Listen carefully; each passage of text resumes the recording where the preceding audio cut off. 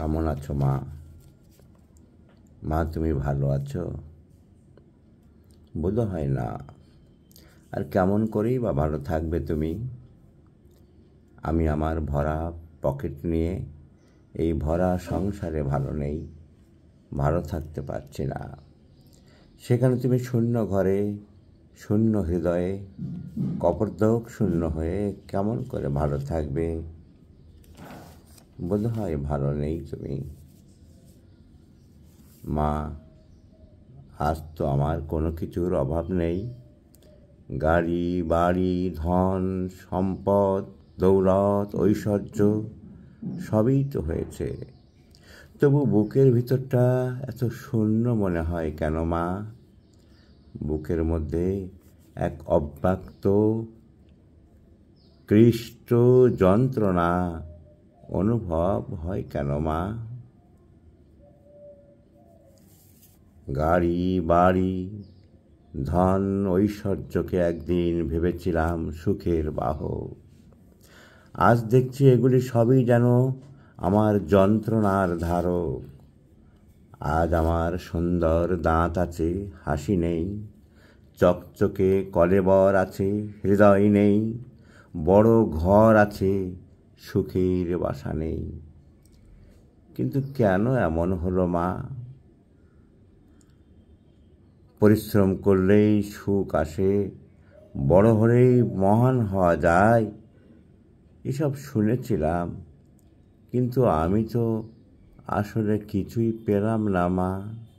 আমি কি তবে আমার জীবনের গন্তব্যটাই হারিয়ে ফেললাম? কলিজা থাকলেই বোধ হয় হৃদয়বান হওয়া যায় না।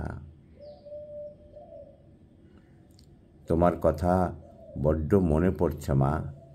তুমি প্রায় বলতে, খোকা, জীবনে খুব হাসবি, তবেই তুই সুখী হতে পারবি। কিন্তু আমি তো আজকাল আর হাসতে পারি না মা।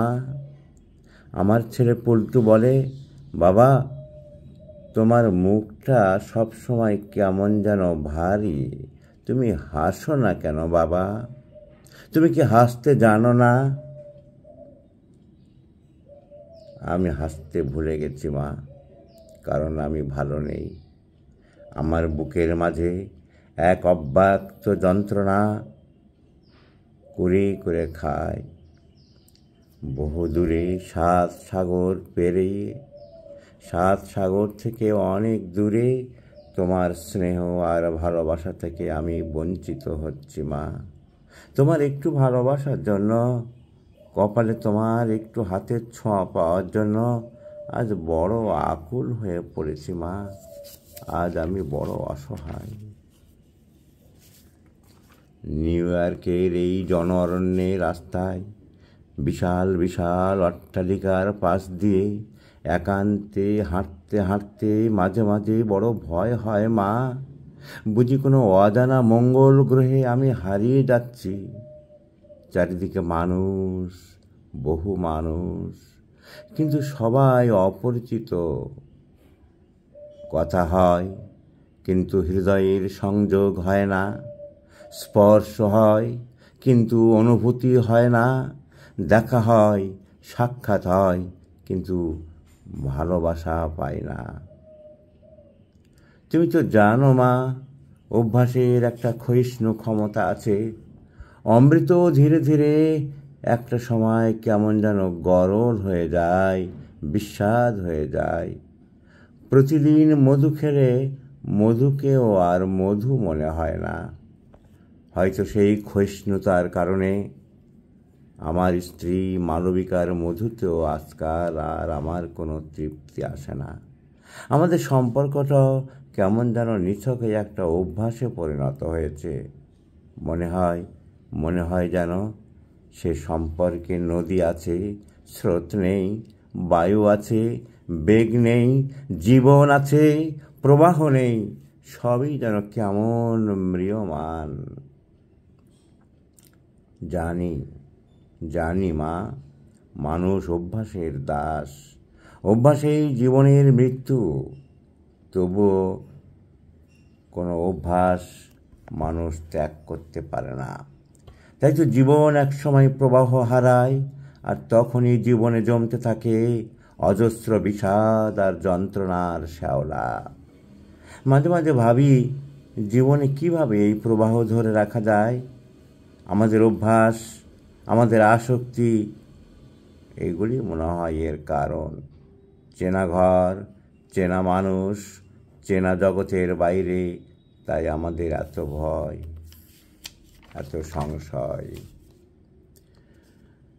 তোমার বাতের ব্যথা, গেঁটে বাতের ব্যথাটা কেমন আছে মা? তুমি বেশ কয়েকবারই বলেছিলে গেঁটে বাতের ব্যথাটা বড় কষ্ট দিচ্ছে খোকা, কিন্তু দেখো মালবিকা আর পাপুর কত রকম বায়না আর আবদার মেটাতে মেটাতে তোমার গেঁটে ব্যথার কথাটা জিজ্ঞাসা করতে আমি একদমই ভুলে গেছি মা।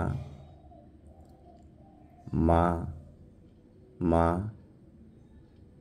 মা তোমাদের মতন আরও হাজার হাজার লাখো লাখো মায়েদের ভালোবাসার কি কোনো ক্লান্তি নেই মা? কোনো বিরাম নেই? তোমাদের কি কোনো অবসাদ নেই মা? কিন্তু আমার ভালোবাসার তো ক্লান্তি আছে। মালবিকার ভালোবাসার মধ্যে তো অবসাদ আছে, শুধু তোমার ক্লান্তি নেই কেন মা? 7 সমুদ্র পেরিয়ে আকাশ ধরতে আমেরিকায় আমি এসেছিলাম, কিন্তু আকাশটা আকাশেই রয়ে গেল মা। শুধু মাটিটা পায়ের তলা থেকে সরে গেল মা, বুকের থেকে সরে গেল সব আপন মানুষগুলো। আমাকে তুমি ক্ষমা করো মা, আমাকে তুমি ক্ষমা করো।